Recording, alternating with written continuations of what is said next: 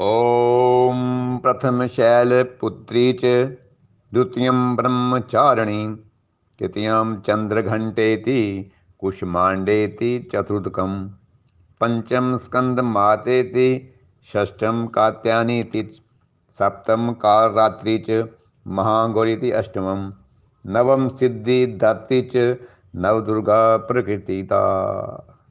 श्रोताओ, मैं डॉक्टर के भारद्वाज माई का अमृत तालाब यूट्यूब चैनल में आप सभी को नए संवत्सर और माँ भगवती के चैत्र मास के नवरात्रों की शुभकामनाएं देता हूँ। और उन महानुभावों से अनुरोध है कि जिन्होंने अभी तक इस माई का मंत्र तालाब यूट्यूब चैनल को सब्सक्राइब नहीं किया, कृपया इसे सब्सक्राइब करें, लाइक करें, शेयर करें और हाँ, बेल आइकन बटन को दबाना ना भूलें ताकि आपको माई का मंत्र तालाब चैनल से आने वाली अपडेट्स समय पर मिल सके।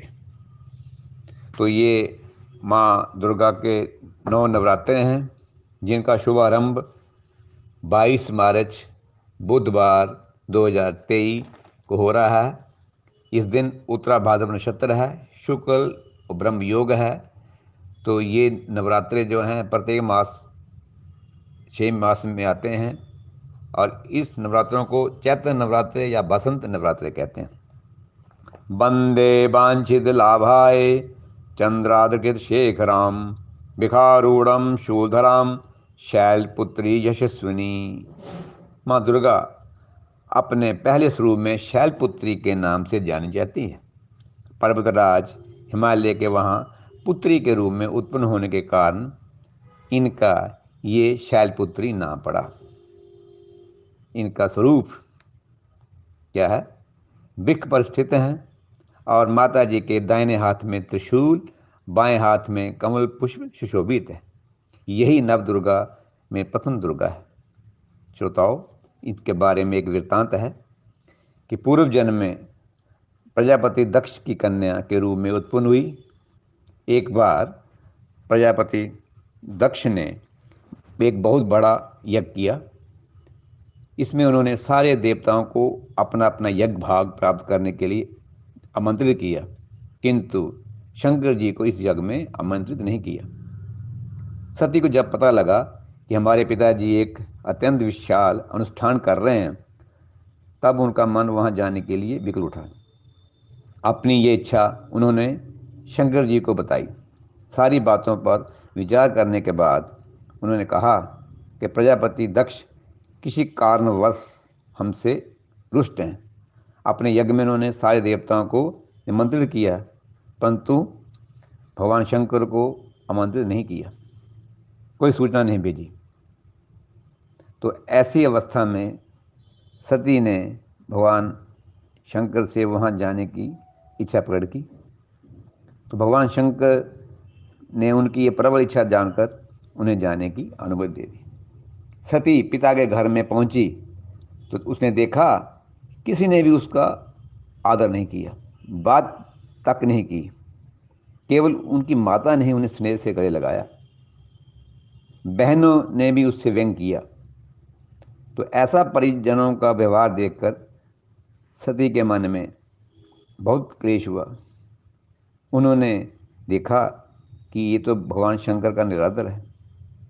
तो उसने हृदय में ग्लानि हुई, हृदय क्षोभ से भर गया और सती ने क्रोधाग्नि में अपने आप को जला लिया, अर्थात योगाग्नि में वो भस्म हो गई। इस दारुण दुख का घटना का भगवान शंकर को पता लगा तो उन्होंने अपने गण भेजे।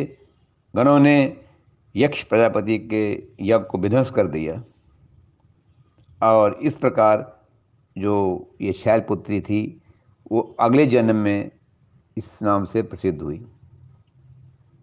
पार्वती हेमवती भी उनके नाम हैं। उपनिषदों में कथा के अनुसार इन्हीं को हेमवती स्वरूपा से देवताओं का गर्भभंजन किया था।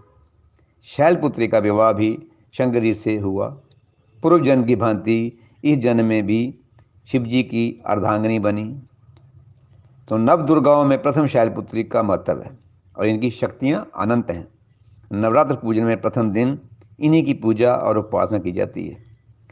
इस दिन योगी जन मूलाधार चक्र में इनका ध्यान करते हैं और यहाँ से साधना शुरू होती है। तो मूलाधार चक्र श्रोताओं शरीर के प्रथम चक्र है। हमारे शरीर में 7 चक्र हैं, जिनको हम एनर्जी प्लेक्सिस या ऊर्जा केंद्र ही बोलते हैं। तो पहला चक्र जो है हमारे मूलाधार में है, जो नाभि से 1 इंच नीचे स्थान पर स्थित है। तो ये चक्र जो गणेश जी का चक्र है, अबोधता का चक्र है। तो माँ भगवती को प्राप्त करने के लिए इसमें ध्यान लगाते हैं, अबोधता लाते हैं, तभी माँ प्रसन्न होती है।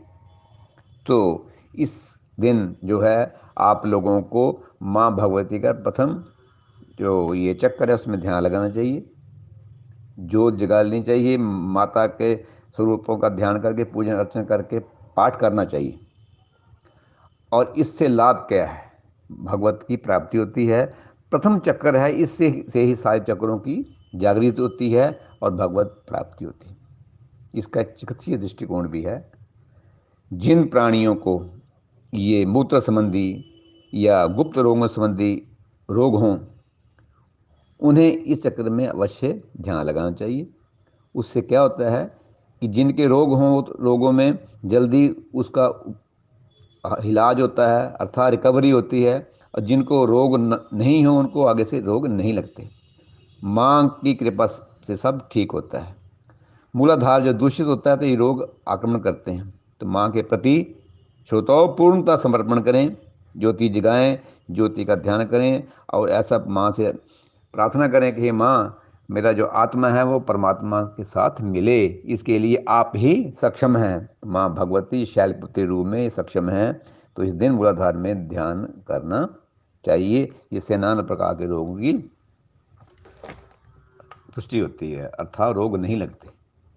तो इसके लिए एक थोड़ा उपाय भी है कि इस दिन आपको कोंबल जो पत्ते होते हैं इसके नीम के, वो सेंधा नमक, काली मिर्च, हींग, इमली, जीरा, अजवाइन, मिश्री इत्यादि मिला के बाँ को भोग लगा के भगवान का स्मरण करके इसको ग्रहण करें, जिससे चमड़ी के रोग भी नहीं होते, रक्त के रोग नहीं होती, माँ की कृपा होती है।